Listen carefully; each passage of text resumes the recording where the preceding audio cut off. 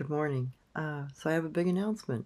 I have a new email address, NW, Native Tracker, just like my channel, at yahoo.com.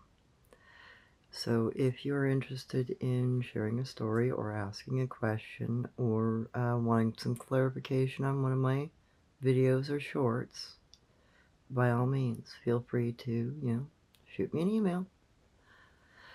And on that note, tomorrow's show, I'm going to maybe push it a little earlier. I'll see what happens with my schedule.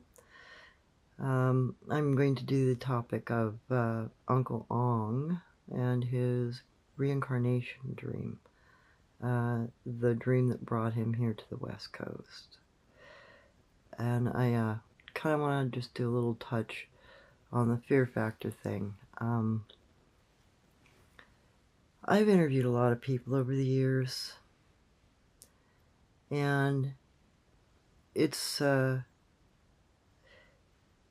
experience to see somebody trying to tell you a story and they're tearing up because they're still remembering the fear. The nature of what they went through comes back to them full force.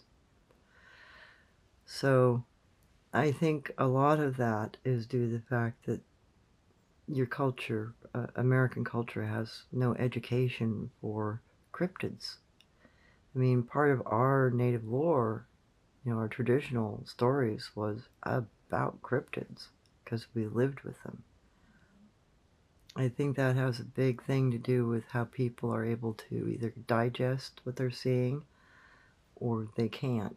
And it's a hard one, a real hard one for some people. And for some people, it's an everlasting hard one. So keep that in mind. Anytime you're dealing with anybody that's telling you the truth of what they've seen, remember, it's the truth. At least it's their experience. And you need to respect that. That was something that we always did in our culture as Native Americans. And the reason is, if you come across a new cryptid that you've never fucking seen before, pardon my French, you're going to have to relay that information accurately to your family members, to your tribal members, to the people in your culture.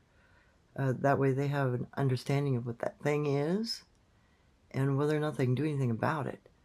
If you run around in denial and you don't face reality, you're going to not live in reality, and it's going to be a hard shock when reality steps out and goes boo.